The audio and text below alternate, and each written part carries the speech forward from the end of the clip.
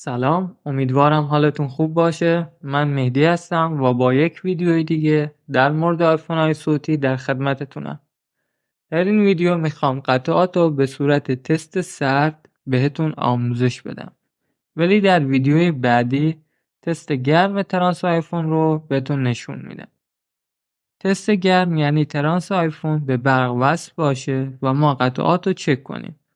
و تست سرد یعنی ترانس آیفون به برق وصل نیست و ما قطعات ترانس رو چک میکنیم. اولین قطعه‌ای که میخوام نحوه چک کردنش رو بهتون بگم ترانس کاهنده برقه. ترانس رو به دو روش میتونید تست کنید. اولین تست اومه.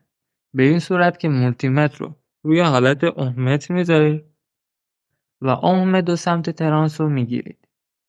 دو سیم مربوط به برق 220 ولت باید در مولتیمتر اوم زیادی رو به ما نشون بده. به عنوان مثال بالاتر 300 اوم. این دوتا سیم مربوط به برق 220 ولته. پراپا رو روی سیما میذاریم و اومش هم میگیریم. همونطور که میبینید مولتیمتر عدد 471 کیلو اوم داره به ما نشون میده. اما دو سیم مربوط به برق 14 ولت باید در مولتیمتر عدد کمتر از 100 اوم به ما نشون بده. و اگه مولتیمتر عددی غیر از این چیزایی که گفتم و نشون داد ترانس خراب شده و باید عوض بشه. همونطور که میبینید این دوتا سیم هم مربوط به برق 14 ولته. دوباره پراپا رو روی سیما میذاریم و اگر مولتیمتر عدد کمتر 100 اوم نشون داد ترانس سالمه. دومین تست ترانس هم تست اتصال کوتاهه. به این صورت که مولتیمتر رو روی حالت بیزر میذاریم و یکی از پراپا رو به سیم برق 220 ولت و پراپ بعدی رو به سیم برق 14 ولت ترانس قرار میدیم. در این حالت مولتیمتر نباید صدای بوق بده و اگر صدای بوق داد یعنی ترانس اتصال کوتاه شده و باید عوض بشه.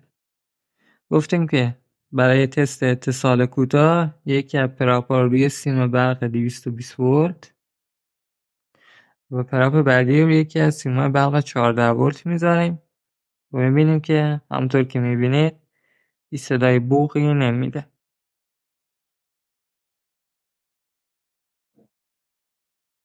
گفتیم که اگه صدای بوغم داد یعنی ترانس ما اتصال کوتاهه.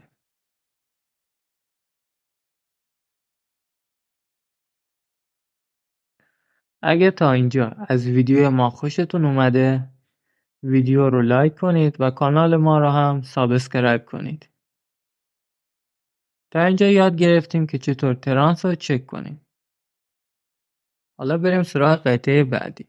دومین قطعه دیوده. دیود رو هم میتونید به دو روش تست کنید. روش اول اینه که مولتیمتر رو روی حالت بیزر بذارید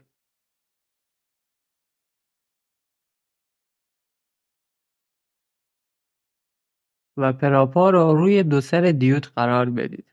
اگر مولتیمتر صدای بوق داد دیود شما خرابه، ولی اگر صدایی نداد دیود شما سالمه. خب گفتیم که پراپا رو روی دو سر دیود میذاریم. اگر صدای بوق داد یعنی دیود خرابه، ولی اگر صدایی نداد یعنی دیود هم سالمه. همطور که می‌بینید 4 تا دیود سالمه. و روش دوم هم به این صورته که مولتیمتر رو روی حالت دیود میذارید و پراپا رو روی دو سر دیود قرار میدید.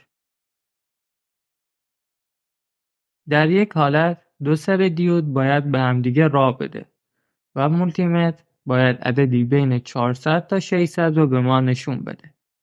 و در حالت دوم پراپا رو جابجا میکنیم و دو سر دیود نباید به همدیگه راه بدن. پس در یک حالت گفتیم پراپا رو روی دو سر دیود میذاریم. همطور که می‌بینید در این حالت دو سر دیود به همدیگه راه نمیده.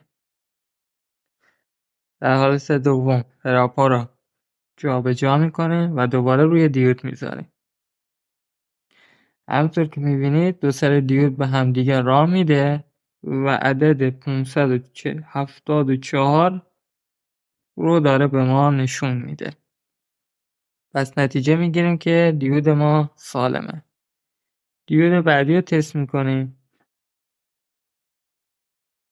همونطور که میبینید در این حالت دیود به همدیگه راه نمیده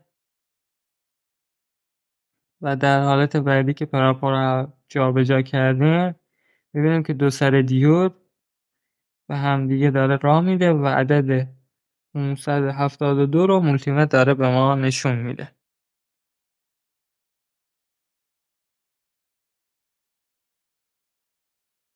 سومین قطعه که میخوام نحوه تست کردنشو بهتون بگم فیوز شیشه‌ایه. مولتیمتر رو روی حالت بیزر میذاریم و پراپا رو روی دو پایه فیوز قرار میدیم. در این حالت مولتیمتر باید صدای بوق بده و اگر صدای بوقی نداد فیوز شیشه‌ای سوخته و باید عوض بشه. گفتیم که پراپا رو روی پایه‌های فیوز شیشه‌ای میذاریم. می‌بینیم که داره صدای بوق میده. اگر صدای بوق داد یعنی سالمه، ولی اگر صدای بوق نداد فیوز شیشه‌ای سوخته. زمانی هم که فیوز شیشه‌ای بسوزه خود فیوز به حالت سیاه رنگ در میاد و یا رشته سیمی که داخل فیوز شیشه‌ای قطع میشه.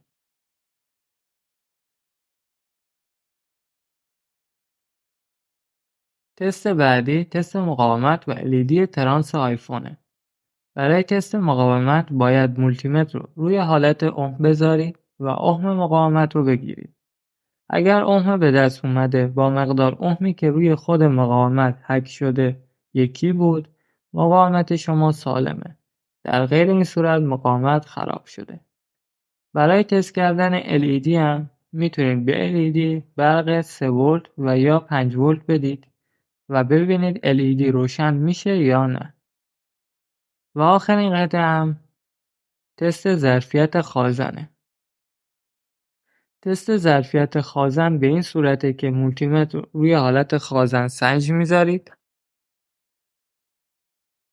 و پراپ مشکی رو روی پایه منفی خازن و پراپ قرمز رو روی پایه مثبت خازن قرار میدیم.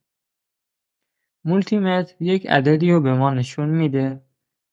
اگر عددی که مولتیمتر به ما نشون میده با ظرفیت خود خازن یکی بود، خازن شما سالمه. ولی اگر کمتر بود خازن شما خراب شده و باید تعویض بشه.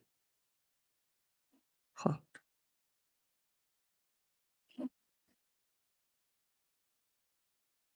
اول از همه ظرفیت خود خازن رو میبینیم.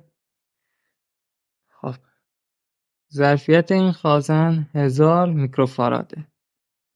بعد از اون پراپ مشکی رو پای منفی و پراپ قرمز رو پای مثبت قرار میدیم.